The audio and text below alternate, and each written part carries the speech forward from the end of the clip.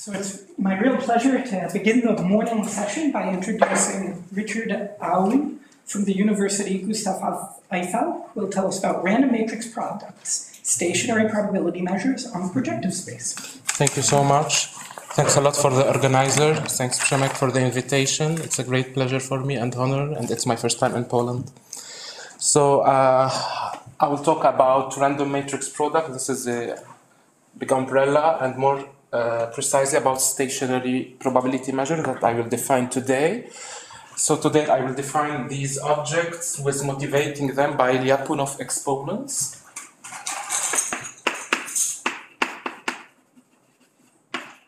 So the Lyapunov exponents will serve me as a motivation to study these stationary measures. Tomorrow I will talk about what we know about these measures in a so-called setting, well studied, which is called the irreducible setting. And after tomorrow, I will talk about a recent work with Virtzer in Warwick about a general classification about these stationary measures without algebraic assumption. That's the plan. So let's begin with today's lecture. I will begin with a theorem of Furstenberg and Kesten. I will be formal with giving intuition, and then I will give intuition an example.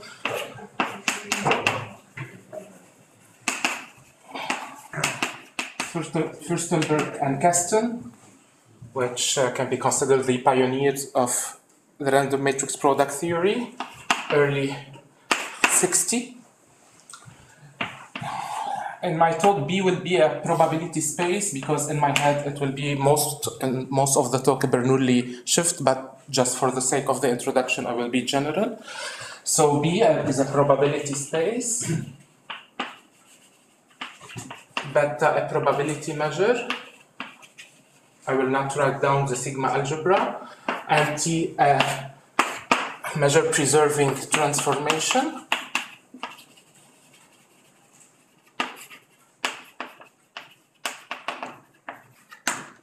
So this is my dynamical system. D is a fixed integer bigger than 1. A is a map from my dynamical system to the general linear group.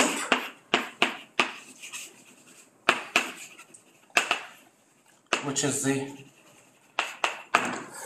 set of all d by d square matrices which are invertible, determinant non-zero, endowed with its natural structure of group. So my integer is fixed once for all, and a map with it, which is L1 in the following sense. So for each b, small b here, I have a matrix, and this is my integrability assumption.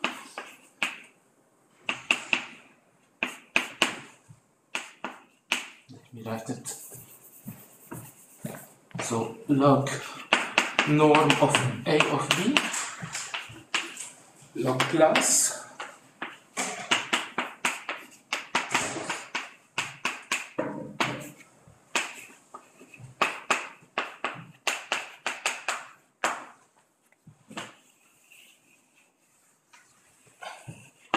so this is my integrability assumption. Basically, I can integrate log A. Okay, what is the norm? It's any matrix norm. Let us fix once for all any norm, actually. Any norm on the space of d by d matrices, and this condition is definitely invariant under the choice of any norm. You put it on this finite dimensional vector space. So this is well defined for any norm. And the result of Furstenberg-Kesten tells you the following. You take a base point, small b, you take the matrix, then you iterate, and this is the product of matrices in GLD of R.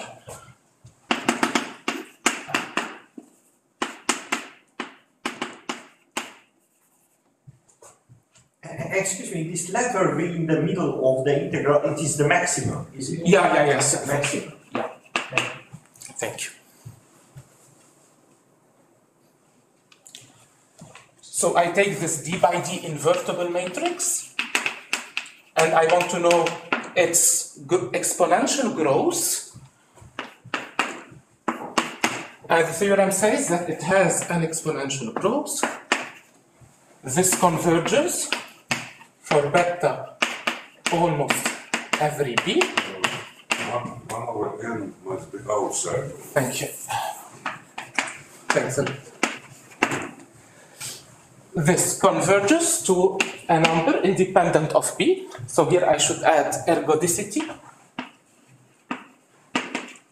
like we saw yesterday, in order to ensure that this number is independent of B. And it's a real number by this integrability assumption.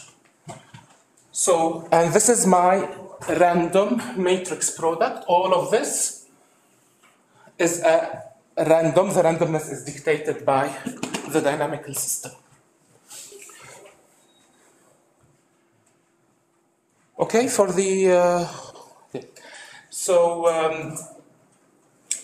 some words before giving the basic examples I have in mind.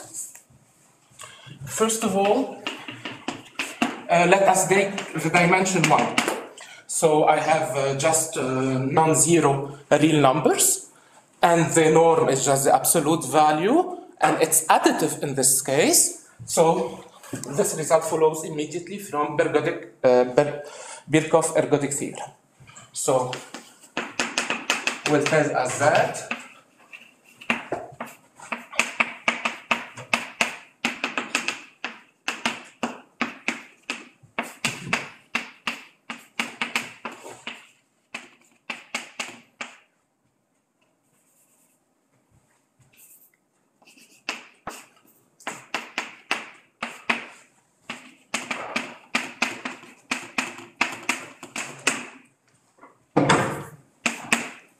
So we can see it as a non-commutative version, one non-commutative version of Birkhoff ergodic theorem. Just because the norm in this case is multiplicative, so the log norm is additive. And this does not hold for sure in higher dimension. What is the structure that we have in any dimension? I can take now my favorite norm, which is multiplicative, since we said for sure this convergence is independent of the choice of the norm. So by taking a matrix norm, I see that the function here, this function of n, I will call it fn of b, log of the norm, has some structure. It's not additive, it's subadditive in the following sense. If you iterate till n plus 1, this is less or equal than the value at time n plus the value at time m, but starting from the point Tn of b. Just by using so this is the submultiplicativity of the norm.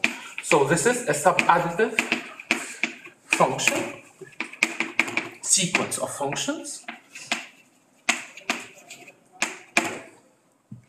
So this is the structure which is relevant here.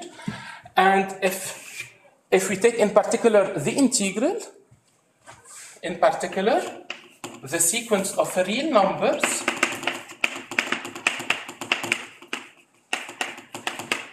and since t is measure preserving, this will be really a subadditive sequence of real numbers, because t is measure preserving. And now we can apply the classical lemma of Feteke that we saw actually yesterday in the last talk. So an over n converges to the infimum. So it's the infimum of log of a n b d vector of b over n. And this is the candidate. The candidate is an infimum. So compared to the dimension 1 case, this number is less, I should do all the possible iterations, do the integral, and take the infimum. So it should be thought as a number which is less than what's happening at time n equal to 1. This is the non-commutativity, how it plays a role. Okay, so a word about the proof. So Furstenberg and Kesten proved it in the 60s using this matrix setting, and later Kingman saw that there is the structure behind, and now it's nowadays an ergodic theorem. So I use this. So nowadays we apply a theorem of Kingman, general without matrices. There are no matrices in 73. And in the same setting, like this, if you have Fn a sequence of L1 function, which is subadditive in the sense that we saw, there are no matrices here, but then Fn of B over n converges for beta almost every B to the infimum.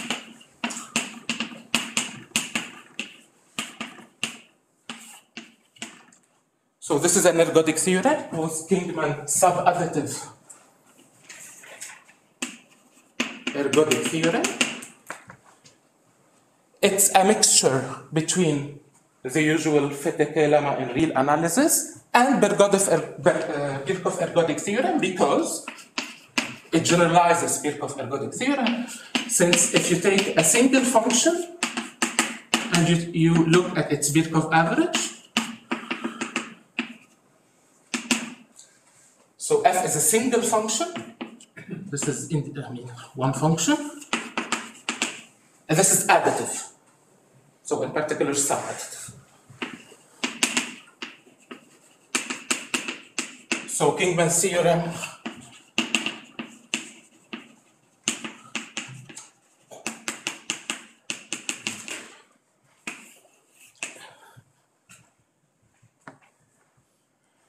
I will not do the proof. You wait maybe for the proof of Birkhoff ergodic theorem, and it's not so different actually.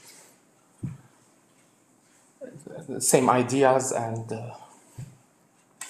okay, but as I said, Furstenberg and Kesten already this came earlier in the literature. Okay, is there any question? So what motivates me? Some motivation and examples, and you will see immediately that I cannot do a lot of concrete examples because this number that will be called, I didn't say that it's called the Lyapunov exponent. This was my motivation. So this number here, in the general setting, I will write it again. This limit is called the Lyapunov exponent. And usually it's not easy to really compute it. Sorry. Yeah. What is a to the power n there?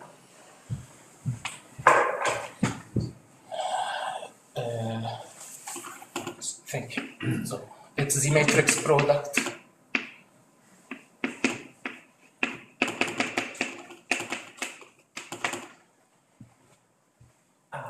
Is the matrix product. So the initial definition is without integral. So this is just an L1 version. Okay, the initial Lyapunov exponent, the initial definition I wrote is a convergence for beta almost every B, and this is, you take the integral. Okay, thank you. So some motivations.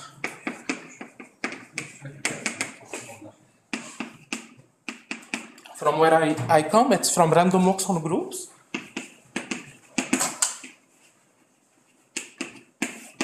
And you will maybe understand why here I usually consider Bernoulli shifts. Take your favorite finitely generated group, since we saw yesterday Sn2z, this group of 2 by 2 matrices with integer coefficients and determinant 1. Take your favorite generating set. This is an infinite group, a big group. And you know that each matrix here can be written as a product of finitely many words here, by definition of finitely generated. So how I can know, given a property here, how can I know if this property is generic in some sense? Or how can I discover my elements? This is an infinite set, okay, and I want to discover generic properties, let's say, in my group. So one way is just that I don't take all the possible words and see if this property is verified or not. I move randomly on the group. How I move randomly? I pick my generator at random. So more precisely, you fix a probability. Yes? Do you mean it generates a Zariski dense set? Here I already, in my example, is SL2Z. And oh, I see. I thought it was an arm. Sorry. So in particular, so I take a uniform, let's say, for instance, the uniform probability measures on my generator. This generating set, let's call it S. B will be S to the power n, beta, the product measure. So this is the Bernoulli shift. T, the left shift. And how do I walk random? What is my matrix product that I wrote? So A. Okay, and what is A in this setting is just the projection onto the first coordinate. I will start from 1. And let us write the matrix product that I was interested in. So I was interested in the growth of this quantity. This is just Bn minus 1, Bn minus 2, Bn. And this I will call it sometimes Ln of B. And that's what we call a random walk, an IID random walk on my group. So B1, the BIs are chosen from this finite set independently with respect to this probability measure, and I do the product. And it's a way of going randomly in the group because by ergodicity of the shift, you will eventually cover all, in positive probability, you will always discover your group. B1 can be... Bn, the first entry, not Bn, is it Bn minus 1? B2, yes, thank you. Thank you. So B1 is one of the generators, B2 is one of the generators chosen independently, and for beta almost every B, almost surely you will, there is a positive probability that you have G1, you will have a positive probability of having G1 square, G1, G2, G2 square, etc. So it's a way of running in your finitely generated group. So definitely we can do more general than IID random walks, but I mean historically for random walks on group it started with Bernoulli shift, okay, with such. And what is the Lyapunov exponent is just the exponential growth of this random matrix, okay. And in the language of probability, this is called A round Ti from B to beta R are called random variables, and they are called IID random variables. These are, I mean, the back and forth between the dynamical setting and the probabilistic setting. Another framework, which I'm not familiar to, but which is one of the motivations from studying this kinds of matrix product, comes from smooth dynamics.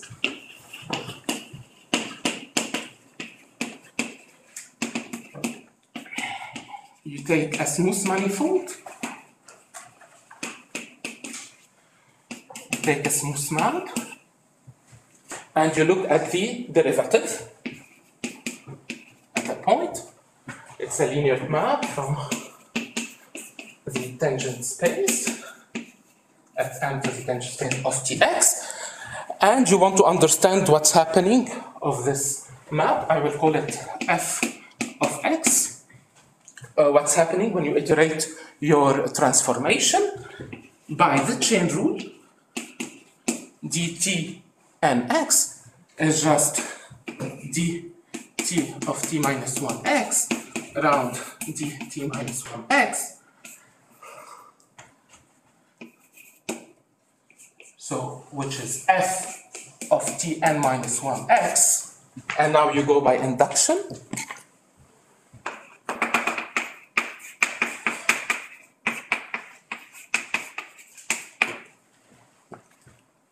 And these are linear maps. So this is a product of linear maps in code. And now the dynamics really come from a smooth manifold. Okay. I will not talk about Osseledad's theorem, which usually comes after this, but yeah, it's one possible of what we really say is the generalization of Birkhoff ergodic theorem in the multiplicative world is something that comes after Lyapunov exponents and Kingman, which is Osseledad's theorem.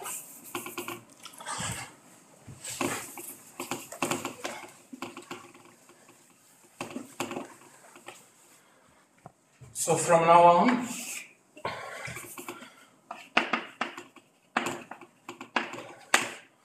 mu will be a fixed probability measure on the general linear group. We can have it in our mind just like this, but it can be also not finitely supported. It's really any probability, Borel probability measure on GLD of R. As usual, this we can call it G to the power n. Beta is, and the random walk, I'm just repeating the notations. Excuse me, the right top corner, what character is it? The probability measure on what? On the general linear group, which from now on we denoted by G. Some more notations. What's the convolution power of such a measure? So still in the notation, mu n like this is the push forward measure of beta by the map.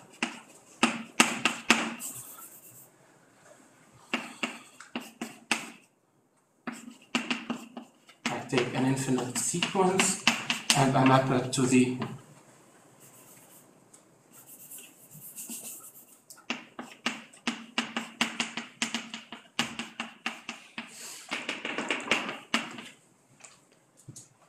so mu to the power n is a probability measure on G that in probabilistic language it's called the distribution of this random variable. And one last notation, I will denote by gamma mu the closed semigroup generated by the support of mu. So all the possible product of finite, all the product of finitely many words in support of mu. It's not surprising because my random walk, it lives in gamma mu. It's true that it lives in GLD of R, but it lives in all the possible products I can do in support of mu. So in my example, gamma mu was SL to Z. It's not really a random walk on it's not a random walk on GL to R, it's a random walk on SL to Z.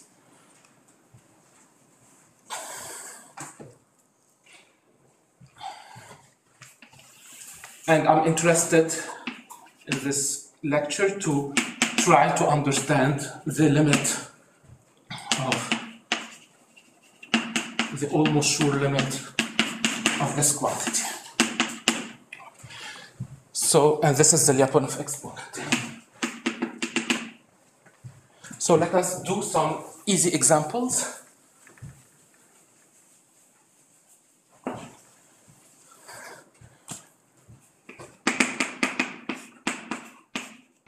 let me kill the randomness and just take the Dirac measure on one matrix. Let's say a diagonal matrix, 2 by 2. So what is my random walk? It's just g to the power n. So this is ln of b. And what is the Lyapunov exponent?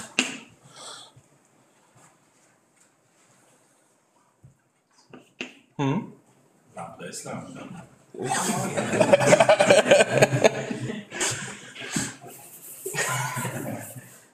So I take any matrix. It's the limit of, let us write it like that, g to the power n, 1 over n, and this is the logarithm of the spectral radius of g. Biggest eigenvalue in modulus. Spectral radius. So already for one matrix, the Lyapunov exponent has a meaning. I mean, it's the spectral radius. And if I go back to the easy remark about it's the infimum. Okay, so it's the infimum of these. Actually, it's the infimum of these. So in particular, it's less of what's happening for n equal 1. So it's less than the norm of g. Okay, just to have, I mean, just to illustrate this subadditivity, what does it say in this trivial setting? But that actually says a lot. And I will not repeat that. Actually, for d equal to 1, you obtain just the usual law of large numbers, actually, or Birkhoff-Ergodic theorem. Okay, let us now do the example SL2Z. Yes? This log-g, what is Sorry? Spectral radius. Spectral radius.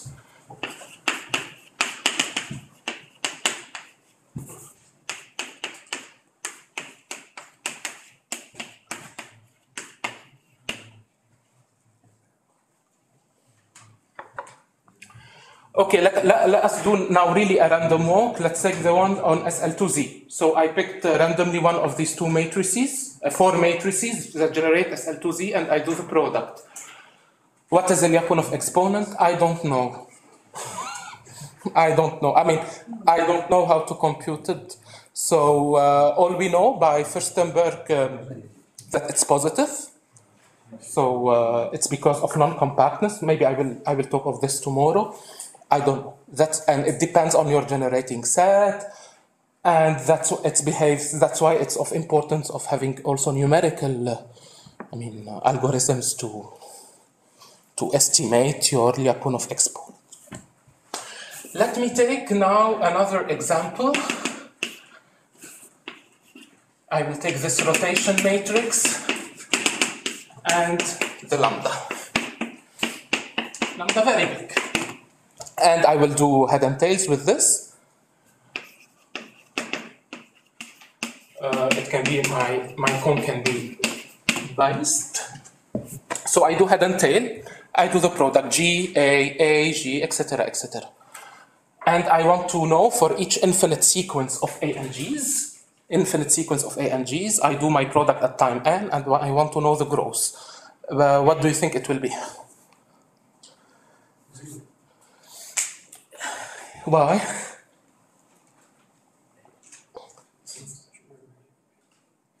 What's happening here is that the rotation is interchanging the role of attractive and repulsive. So algebraically, since I love this is A minus G, so the group of diagonals is normal on the group generated by these two, and this inverse, this algebraic inverse means geometrically that you are changing at each time. The E1 becomes E2, E2 becomes E1, etc. And what's happened is that when you will do your products, sometimes here it will be 1 over lambda, sometimes it will be lambda, etc. And the claim, the Lyapunov exponent is 0 for any x. So I did an intuitive explanation, and to prove it, I will use stationary measures instead of doing the behavior of the random mode. And this example is due to Eiffel in the 80s. Why? Because as you see, if we admit that it's 0, there is a discontinuity of the Lyapunov exponent.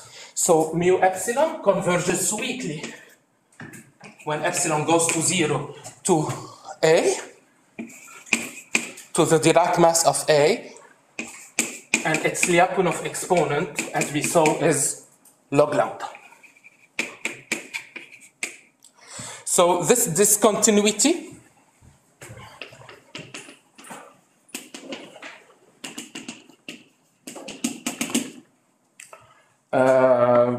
asks the question, so when is it continuous?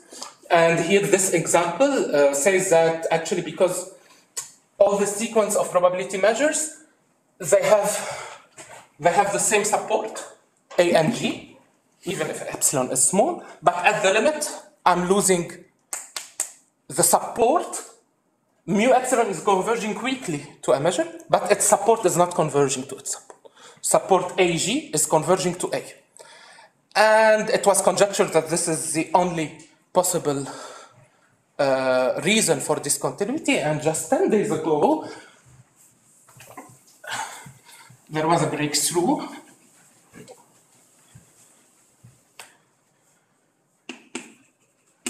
by Avila, Eskin, and Vienna, who proved actually the conjecture, long-standing conjecture. It was announced some years ago, but it appears on some long years ago. I mean, like 10 years ago.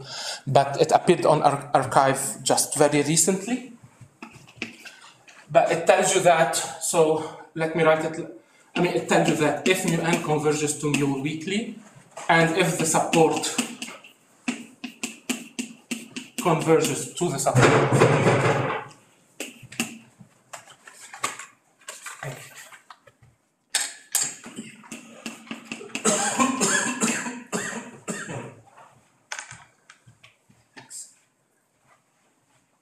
so the example I have in mind, I didn't read the paper yet. So you fix K matrices A1, AK, play with the weights P1, PK, weights which are all positive.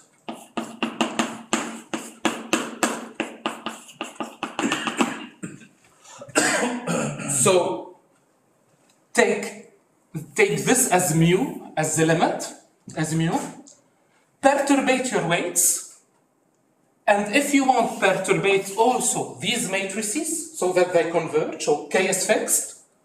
I fix Pi, but with Pi positive in order not to violate Kiefer's examples. In Kiefer's example, at the limit, one of the Pi's is going to 0. So now I'm saying at the limit, if mu, this is mu infinity, is like this, is supported on A1, AK with P1, PK, perturbate the PIs, perturbate the AIs, so there is continuity. And the most important thing is that continuity in the simplex, open simplex. And what I wanted to prove, it's an older result, it's when I fix the AIs. So the real novelty, there was an older result of Boker and Vienna in 2017 for d equal to 2, and just for the sake of the history. And what I want to show is, I want to show today, that was my goal, is to show how stationary measures that I didn't introduce yet. So this is Furstenberg, Kiefer, and independently knonw, and I will use the versions cited in Perez. All of these are in the 80s. Tells you now, fix your matrices, your support,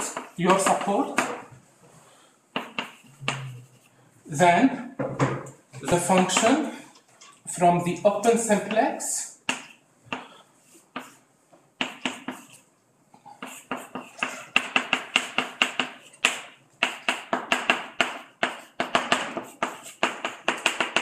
is continuous.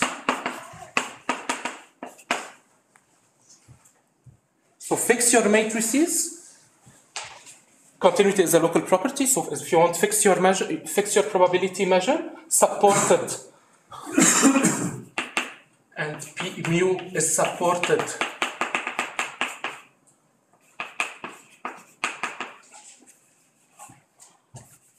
so take mu supported on these finitely many matrices with pi is positive, then the Lyapunov exponent is continuous. So if you change a little bit the weights.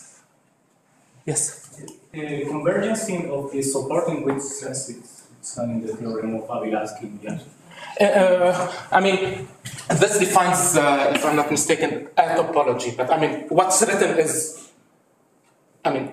written has a meaning in the sense that if mu n converges to mu weakly and the support converges to the support, then, but if you want to make it abstract, I think this means that the function is continuous for some topology on the space of probability measures on. Yeah, but the supports are not probabilities. I mean, Hausdorff. And we are always talking about cocycles over Bernoulli. Yes, for this result, yes. Yes, for this result, yes. Is it, sorry, What's the novelty in comparison to the subjective? You mean this compared to that? Is that the matrices here are not fixed. Okay, here the matrices are fixed. Take just A, B and plays with the weights. Here you can play also with A and B. You can take a sequence A n converges to A, B n converges to B, provided that the support A n, B n converges in Hausdorff topology to Hausdorff metric to the support of A, B as a set. The dimension in idealized Quintiana is?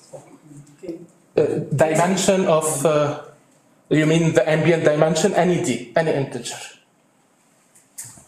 But case fixed. It's always the same number of matrices. This is a particular example, but if I'm not mistaken, they prove this, so I think this is a bit more general than saying this.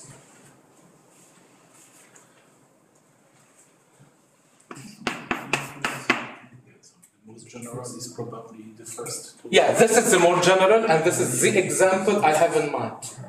And they also give. Yeah, as I also give, yes. But this is more general than this. This is an example. But I mean, all the difficulty is here, actually. All the difficulty is here now.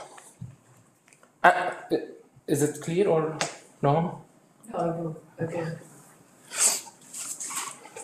Okay, so I want to show this. That's my goal.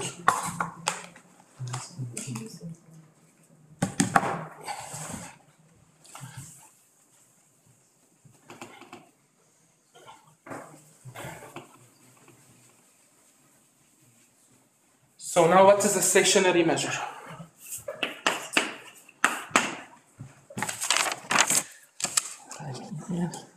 I should have said something, but I will leave it. So first of all, so G is GLD of R. I will let it act on the space of direction, X, the projective space of R.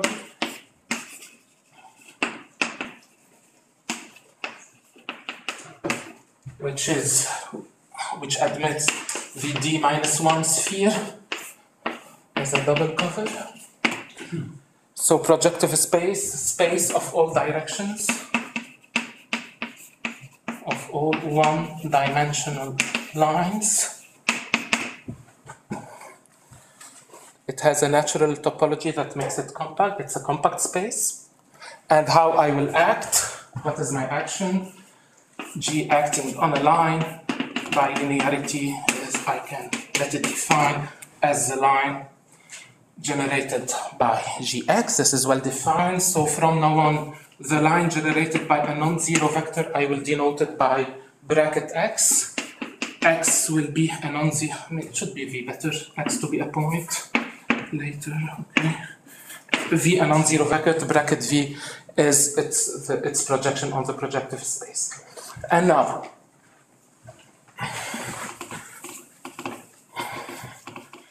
the definition I'm giving a general, but let's just stick to the framework we need. A probability measure nu. A Borel probability measure nu on X is said to be G invariant. So this is a very standard definition for group actions. So invariant under the group, it means invariant under all the transformations.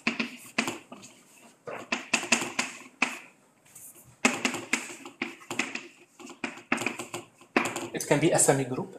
I mean, let me just take a subgroup of GLD. Let me just take a subgroup of GLD. And a probability measure on X is said to be G invariant. If this is true, which means that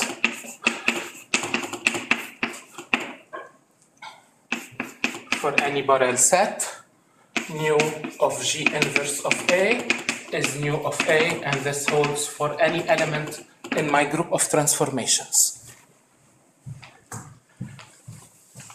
Immediately we will see in the next example that this definition is extremely restrictive. Usually it's hard. In most of the examples there are no such probability measures, and let's weaken it. Now fix the probability measure on G. So for instance, 1 over 4 G1, G2, G3. Okay. We say that a probability nu on X is called mu stationary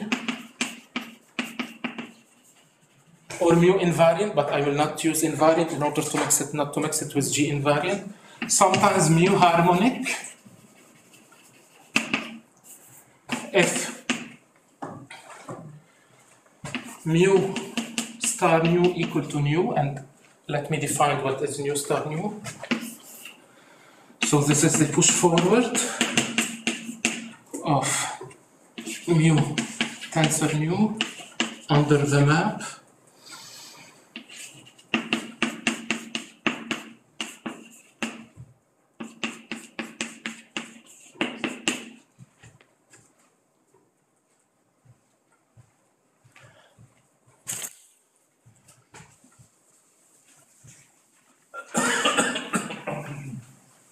Another way of seeing it, so end of definition, mu star nu equal to mu is the same as invariant but in average.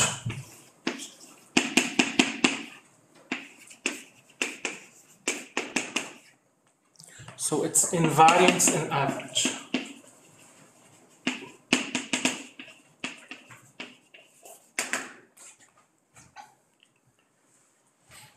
Just to illustrate what I'm doing in the example of SL2Z, so acting on the projective space of R2, which is the projective line, P1 of R, we will check in a few minutes that there are no invariant probability measures under the action of SL2Z on the whole line. It's very big. Now what I'm asking for mu stationary is to weaken the following. So take the uniform probability measure on a generating set, and saying that it's mu stationary is the same as asking that 1 over 4 G1 nu 1 over 4 G2 nu plus 1 over 4 G2 inverse nu equal to nu. I'm asking for this equation to have a solution. GIs are the generating set, nu is the probability measure. And and invariant, really under the group, is 4 equations.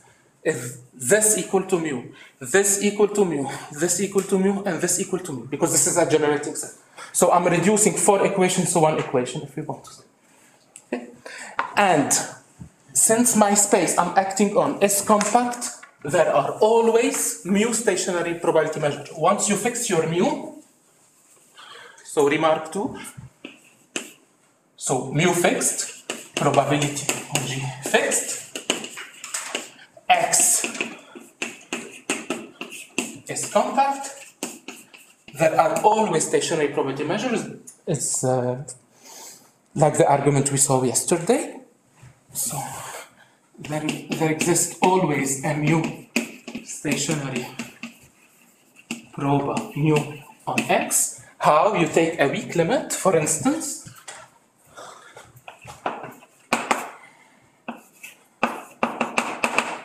You take this Cesaro average.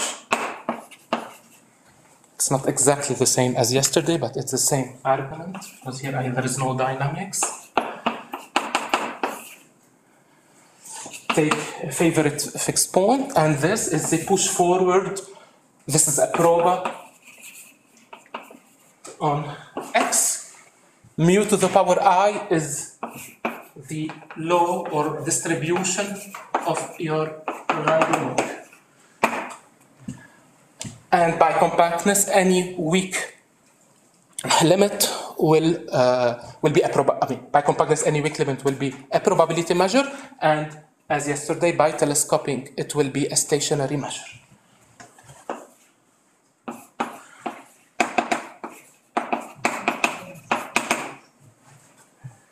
So by an abstract argument, there are stationary probability measures. And what they are, it's another question. And what are the relation with the Lyapunov exponent, it's also another question. Just to motivate tomorrow, in the framework of SL2Z, in a more general framework including SL2Z, there will be a unique probability measure. And as we saw, when it's unique, unique ergodicity implies some strong properties. But just to summarize, okay? And the goal of the lectures is to understand qualitatively these stationary measures in the general setting. Not SL2Z, because it's well understood. The goal of the lecture is to understand, to classify, to give some classification, some understanding of the stationary probability measure given mu only, okay, without algebraic assumptions. Okay. Now, what is the relation with the Lyapunov exponent? Examples.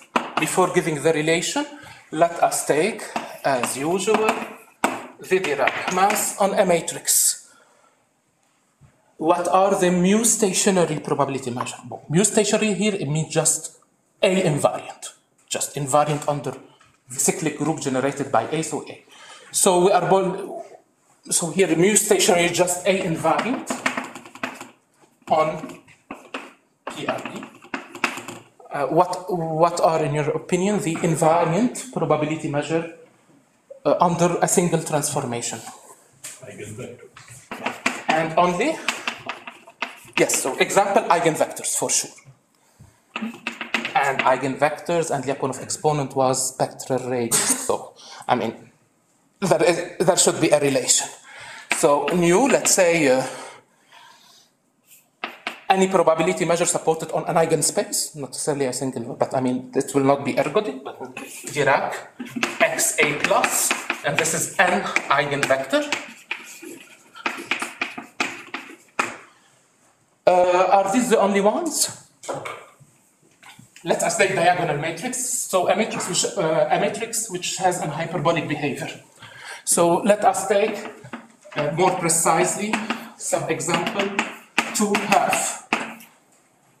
So I have Dirac at E1, Dirac at E2, any linear combination, it's a convex set. And these are the only ones. Why? So since it's a hyperbolic matrix, an to the power x, for x in the sphere, in the projective line, will converge to the attracting point, provided x is not in E2. just from the definition of saying for any function, fa, saying that it's invariant means I want this to be true for any continuous function. And since I'm invariant under A, I'm invariant under A square or under AM. So actually I'm invariant under the second group. And this is not hard to see here. I mean, just dominated convergence theorem that knw must be a linear combination actually of E1 and E2. The real reasoning is that take a probability measure which gives zero mass to E2, to the repulsive one, then it should be E1. That's the, I mean, what's saying here, we should think of the projective line having two points and E1 as a point at infinity. And I'm asking if there are probability measures on, yeah, P1 is compact, but I'm not seeing it anymore as compact. I'm seeing it as the one-point compactification of R. And the infinity plays the role of E1. And are there, this is, are there,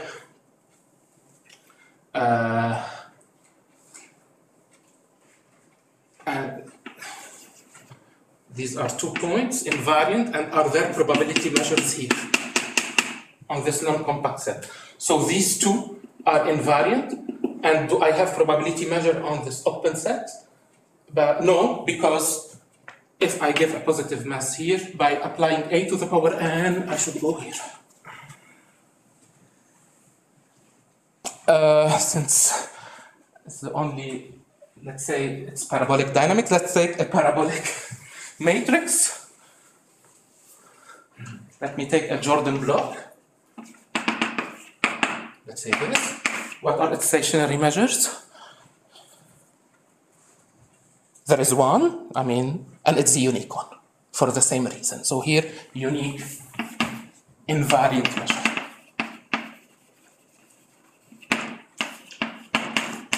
I'm converging slowly, but I'm converging to E1.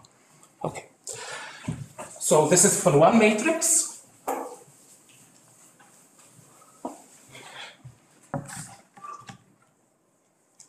Let me state a theorem of Choquet-Denis. Maybe I will prove it tomorrow. Just to see that this object is actually, it connects a lot of things. If gamma mu, it means that where your measure lives is abelian, then it follows from Choquet-Denis, then mu stationary is the same as invariant.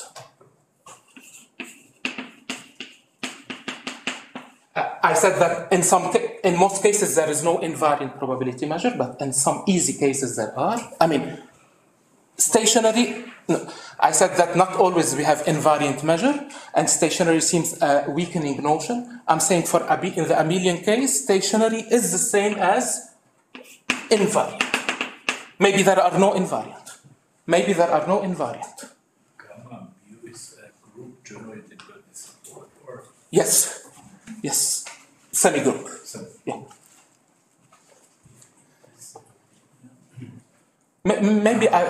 Maybe I go back to it tomorrow, but just to say that this weakening notion is equivalent to the strong notion in abelian case and also in nilpotent by Raugi.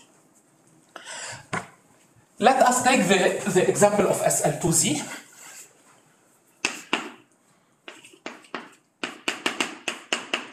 Are there invariant measures? So just I'm discussing now in stationary, the relation between stationary and invariance. Are there, I'm acting on the projective line, are there measures, probability measures invariant under thing? No. Let us go back to hyperbolic. I can find 2 hyperbolic matrices which have different fixed point, and I already classified for one matrix. So if I can find 2 hyperbolic matrices with different, with their attractive points and repulsive points in generic behavior, I have no invariant, because invariant means invariant under all the transformation. So the risky density is here, actually, in finding these generic things. But are they stationary? Yes. Tomorrow, there exists a unique mu stationary, given mu. Given mu. And I will end by, what is the relation with Lyapunov exponent? How much time do I still have? Minutes? Some minutes, right? So if you extend a little bit. Yeah, just I state the relation. Yeah? Yeah. Called Furstenberg formula. Because I motivated with Lyapunov exponent and so we are in any dimension, any probability, etc. The Lyapunov exponent associated to mu or to my random walk, I remind you that this is the almost sure limit of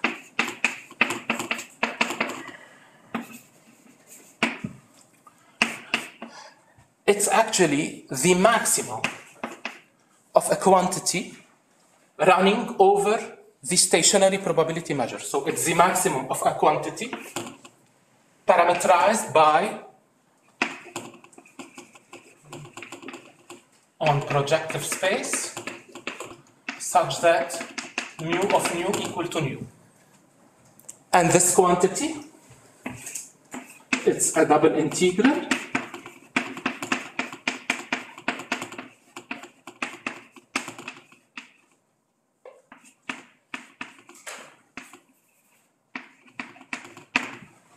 so it's a quantity that depends on mu and nu.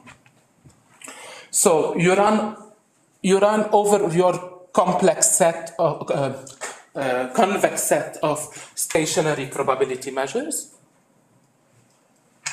You compute this quantity. It's a double integral over the initial probability measure and your nu. It's not clear that there is a maximum. The theorem says that there is one. Okay, there is one probability measure, and that gives this Lyapunov exponent. So what does this mean? In our example, for one matrix, it's just saying V is, let's say, is an eigenvector. So G of V is lambda V. So spectral radius. But just with examples, so order not to be lost, we want, so the Lyapunov is 1/4 log GV d nu V. So G1 plus 1/4 G2, where G1, G2 are the generators, plus etc. with the 4. I'm just explaining what is this double integral.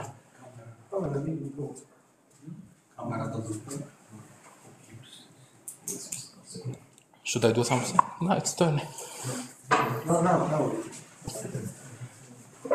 So this is this double integral. There is a mysterious, so this is my unknown, nu. There is a mysterious probability measure nu on P1. So think of it as a sphere, such that there exists nu on P1, such that the Lyapunov exponent is given by the sum of these 4 quantities. Okay, so I'm definitely not able. So I will continue. With tomorrow with before giving the proof, telling you, how it gives the result of continuity. How such a result, how the relation between Lyapunov exponent and stationary measures gives the easy continuity result when I fix my matrices. Furstenberg Kiefer Enyo result, and prove it, and then say things about these situations when when this measure is there is only one measure giving this Lyapunov exponent. Okay, that's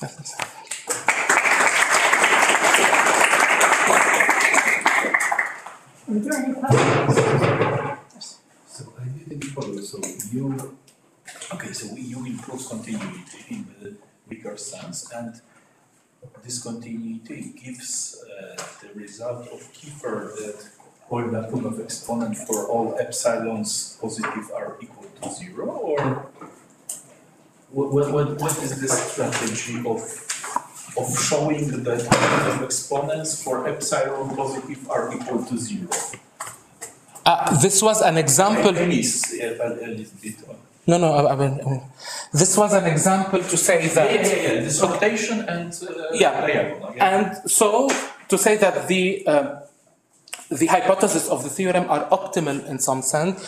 Which hypothesis is that continuity on a probability measure, but on the open simplex of probability measure. It means that. Yeah. Okay. My question is the following. So I'm not sure that I understand correctly. So finally, you would like to prove that Laplace of exponents are equal to 0. No.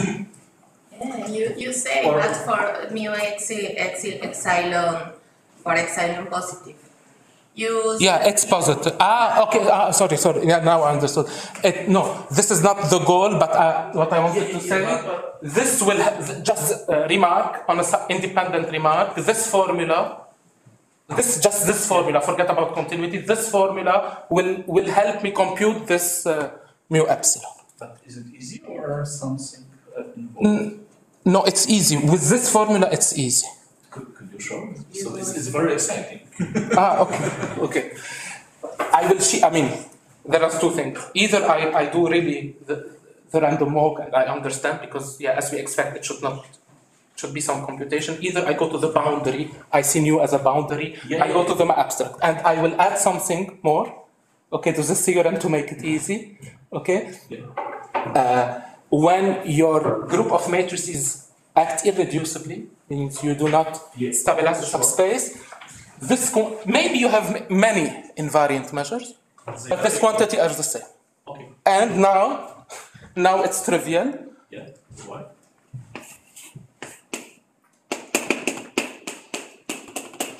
Even if you do epsilon and 1 minus epsilon, always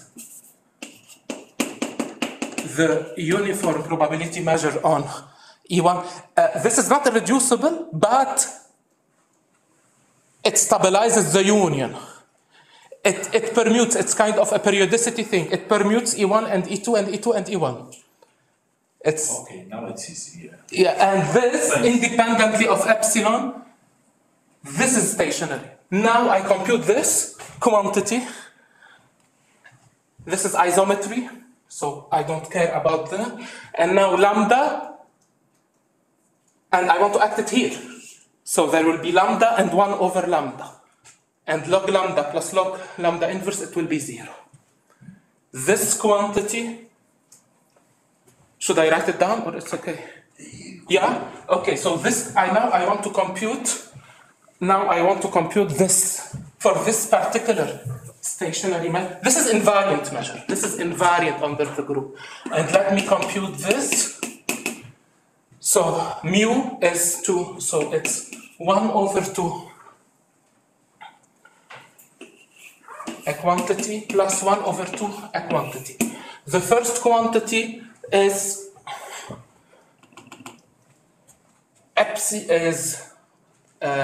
For E1? So this is G acting on U and G acting on U. This is G, and this is A. Yeah. Okay, now this measure.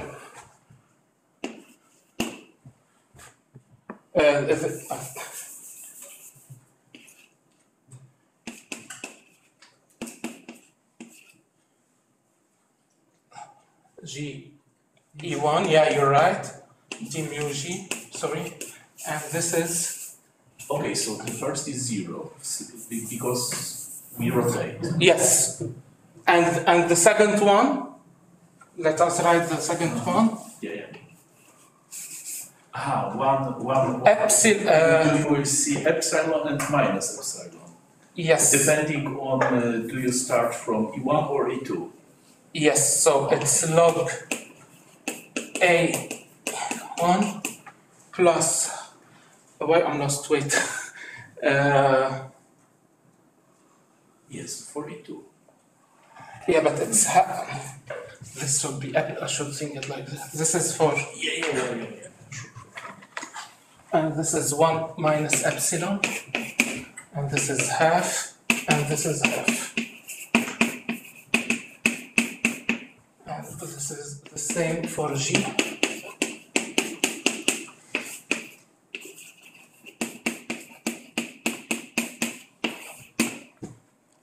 This is 0 all, and this is len lambda, and this is len lambda inverse, and all of this is 0. Thanks a lot. Are there any other questions? Let's thank the speaker again. So we now go for a coffee break, and then we return at 11:30 for the next talk.